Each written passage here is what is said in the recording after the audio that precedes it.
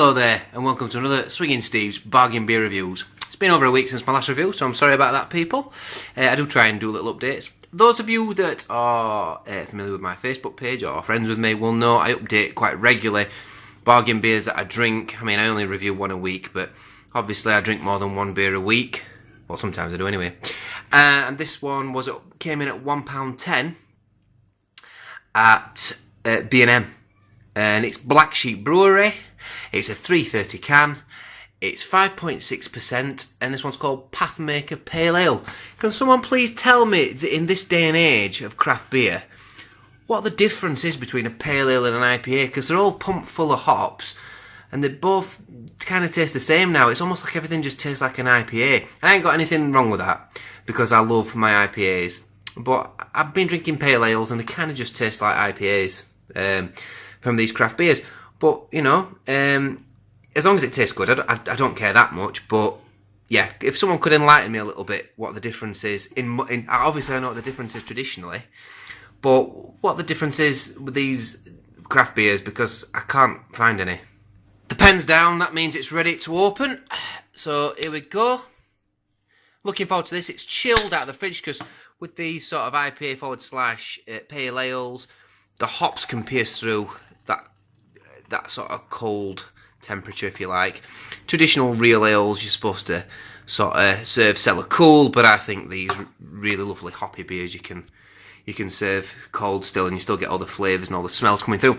So as you can see, yeah, I mean it's a pale ale, but it's got some nice sediment in there. Ooh, lovely.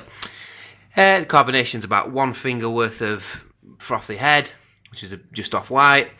It's got a lovely golden colour, that. I mean, that is a traditional, what I would class as a pale ale, but then again, I have IPAs that look like that all the time. So, yeah. Okay, that's the sort of colour wall, if you like. So I'm going to go in for a little smell.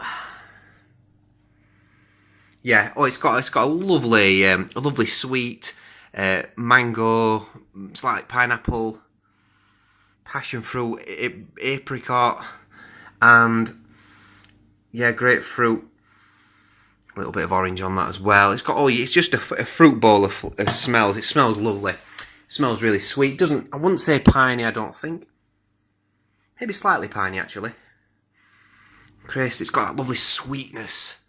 It's got a lovely sharp, sweet, almost like a sour, sweety sort of smell to it, almost. Okay, here we go. I'm going to go in for the drink. Hello.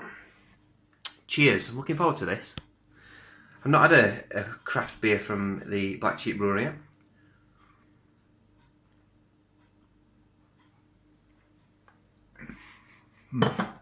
God, that's lovely.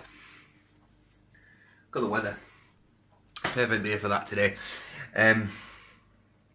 Okay, the carbonation's spot on, as it generally is with these craft beers.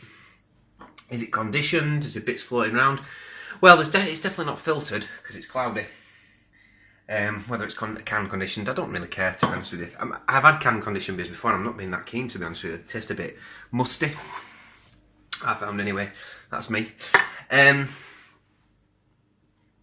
yeah, really nice flavours. You're getting a sharpness on the hops, quite a bit of lingering sharpness actually, but you're getting a lovely sort of caramel backbone to it from the malts. On the flavour, it's like a grapiness, like almost like a Chardonnay or something like that, maybe.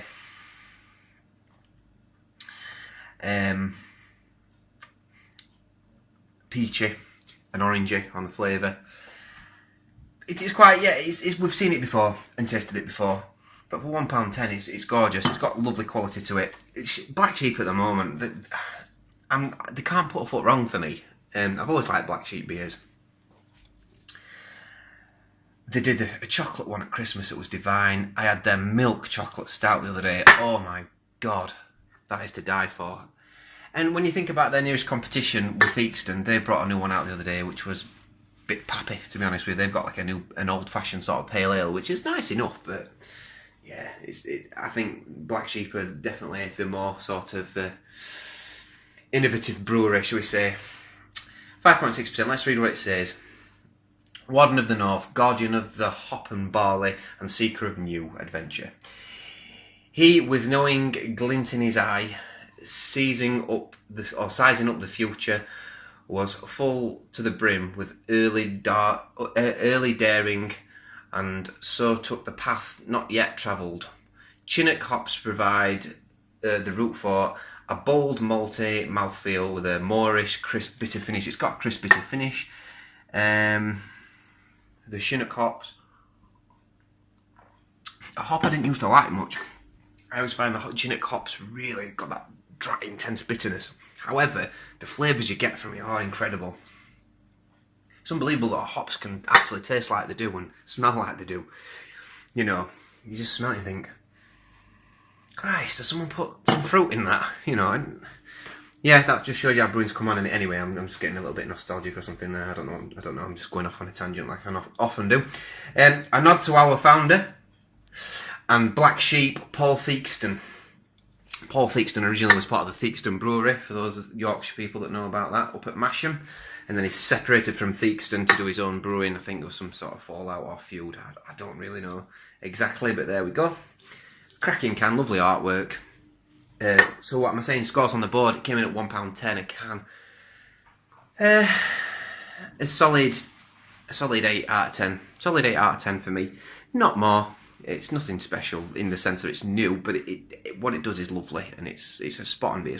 It's got loads of quality to it. For those of you that don't like your dry hoppy finishes, it might be a little bit too much. 5.6%, really good. All right, I've been Swiggin Steve. Please subscribe if you're interested. I'm on Facebook, I'm on Twitter, and la-di-da-di-da. I'll see you next time.